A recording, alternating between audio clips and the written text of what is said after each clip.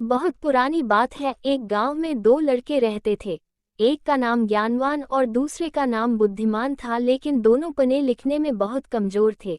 दोनों के माता पिता उनको लेकर बहुत परेशान थे। उन्होंने ज्ञानवान और बुद्धिमान को अच्छी शिक्षा देने के लिए बनारस भेज दिया। ज्ञानवान और बुद्धिमान ने बनारस में कुछ वर्ष रहकर अध्ययन किया। अब दोनों ही अच्छी शिक्षा ग्रहण हो चुके थे। विद्वान होने के साथ ही उनमें इस बात का घमंड भी आ गया था कि वे बहुत विद्वान हैं। हर जगह दोनों ही अपने को अधिक श्रेष्ठ और दूसरे को नीचा दिखलाने कर प्रयत्न करते थे। दोनों को कई बार उनके शिक्षकों ने इस बारे में समझाया, किंतु दोनों अपने को ही श्रेष्ठ समझते थे। शिक्षा खत्म होने के बाद दोनों को बनारस से अपने गांव वापस लौटना था। रास्ता बहुत लंबा था। चलते चलते उन्हें रात हो गई और उन्होंने एक गांव में अपना डेरा डाला। जमींदार ने दोनों के रुकने की अलग अलग व्यवस्था की और स्वादिष्ट पकवान बनवाए। जमींदार पहले ज्ञानवान के पास गया और हालचाल जाना।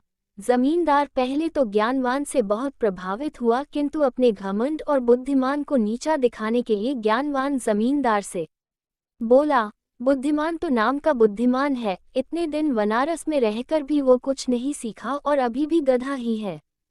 ज्ञानवान की बातें जमींदार को अच्छी नहीं लगी। ज्ञानवान से मिलने के बाद वो बुद्धिमान से मिलने गया। बुद्धिमान ने भी ज्ञानवान की तरह ही बातें की और कहा, ज्ञानवान को कोई ज्ञान नहीं है और वह तो बैल है जिसे कुछ नहीं आता। जमींदार दोनों से बहुत निराश हुआ। उसने ज्ञानवान और बुद्धिमान को भोजन के लिए बुलाया। दोनों भोजन के लिए आए और जब दोनों को थालियां परोसी गई तो थाली में घास और भूसा था। थालियां देखकर दोनों जमींदार पर बहुत क्रोधित होते हुए बोले, आपने यहाँ हमें बेइज्जत करने के लिए बुलाया है क्या? जमींदार हाथ जोड़कर बोला, मान्यवर, आप विद्वान हैं और मेरे मेहमान हैं। मेरा उद्देश्य आपके बेइज्जती करना नहीं है। आप दोनों ही विद्वान होकर एक दूसरे को बैल और गधा बोल रहे थे, इसीलिए बैल और गधे का जो भोजन पसंद है मैंने आपको भी वही भोजन परोस दिया। जमींदार की बात सुनकर ज्ञानवान और बुद्धिमान को अपनी गलती का एहसास हुआ और दोनों ने एक दूसरे से क्षमा मांगी और जमींदार को धन्यवाद दिया। जमींदार ने भी दोनों को स्वादिष्ट पकवान खिलाए और दोनों की खूब आवभगत किया। शिक्षा कोई कितना ही बड़ा